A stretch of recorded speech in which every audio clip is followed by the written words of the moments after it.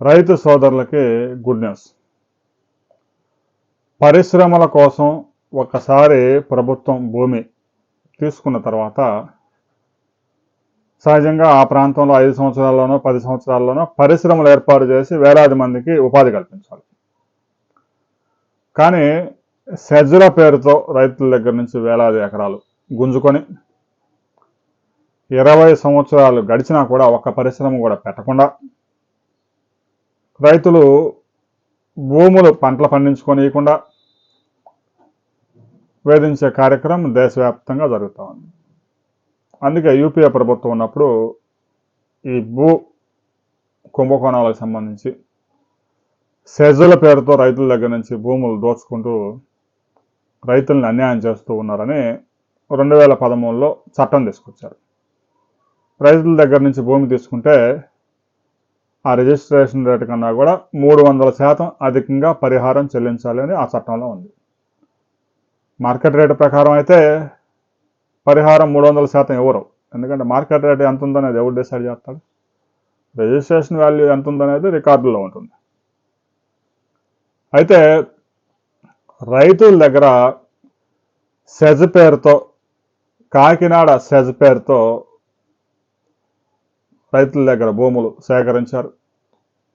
ఎప్పుడో 2005లో వైఎస్ రాజశేఖర రెడ్డి ముఖ్యమంత్రిగా ఉన్నప్పుడు వందలాది ఎకరాల భూములు రైతుల దగ్గర నుంచి తీసుకున్నారు. ముఖ్యంగా కొత్తపల్లి, తొండంగి మండలాల్లో రైతులు భూములు ఇచ్చారు. పరిశ్రమలు అయితే ఎవడు ఒక్కడ పెట్టింది లేదు ఆడ. అప్పటి నుంచి ఆ భూములన్నీ అలా వృధాగా పడిపోయాయి. ఇక పరిశ్రమలు వస్తే ఏదన్నా ఉపాధి వచ్చింది, ఉద్యోగాలు వస్తాయి పిల్లలు కానీ భావించారు. కానీ పరిశ్రమలు పెట్టడానికి ఎవడు ముందుకు రావడం, ఆ భూములన్నీ అలాగనే పడిపోయినాయి. కూటమి ప్రభుత్వం అధికారంలోకి వచ్చిన తర్వాత రైతుల దగ్గర నుంచి గుంజుకున్న భూములు 2180 ఎకరాల భూమి ఏ రైతుది ఆ రైతుకే ఉచితంగా తిరిగి మరలా రిజిస్ట్రేషన్ చేయబోతా ఉన్నారు. దేశ చరిత్రలో రైతుల దగ్గర నుంచి సెజల పేరుతో గుంజుకున్న భూమి మరలా తిరిగి రైతులకి ఇవ్వడం ఇదే మొదటిసారి. పశ్చిమ బెంగాల్లో టాటా కంపెనీ నానో కారు తయారు చేయడానికి 1000 ఎకరాల భూములు తీసుకుంటే అక్కడ పెద్ద ఉద్యమం దేశవ్యాప్తంగా మనం చూసాం. ఆ కంపెనీని అక్కడి నుంచి తరిమి కొట్టారు. కంపెనీ పనులు ప్రారంభించి 100 కోట్ల రూపాయలు ఖర్చు చేసిన తర్వాత కూడా అక్కడ రైతులంతా తిరుగుబాటు చేసి ఆ కంపెనీ గుజరాత్కి పంపించారు. ఆ భూములు కూడా ఇప్పటికీ రైతులకి ఇవ్వలేదు. అంటే 20 సంవత్సరాలు అయిపోయింది. కాకినాడ సెజ్ భూములు రైతులకి దక్కడంలో కూటమి ప్రభుత్వం చక్కని కృషి చేసింది. ఒక కాకినాడ సెజ్లోనే కాదు, 20 సంవత్సరాల కిందట నుంచి రైతుల నుంచి భూములు గుంజుకొని ఇంతవరకు పరిశ్రమలు పెట్టని ప్రాంతాలు ఏవైతే ఉన్నాయో ఆ భూములు రైతులకి ఇవ్వాలి. రైతుల దగ్గర నుంచి భూములు తీసుకున్న తర్వాత 5 సంవత్సరాల్లో కనుక పరిశ్రమలు ఏర్పాటు చేయకపోతే ఏ రైతు భూమి ఆ రైతుకు ఉచితంగా రిజిస్ట్రేషన్ చేయాలి. రైతులు భూములు కోల్పోతా ఉన్నారు, బిడ్డలకి ఉపాధి దొరకడం లేదు, ఉద్యోగాలు రావడం లేదు, వ్యవసాయం పోతా ఉంది, ఉపాధి మీద దెబ్బ కొడుతూ ఉన్నారు. అందువల్ల పరిశ్రమల పేరుతో 1000 ఎకరాలు గుంజుకునే కార్యక్రమాలు ఇప్పటికైనా ఆపాలి.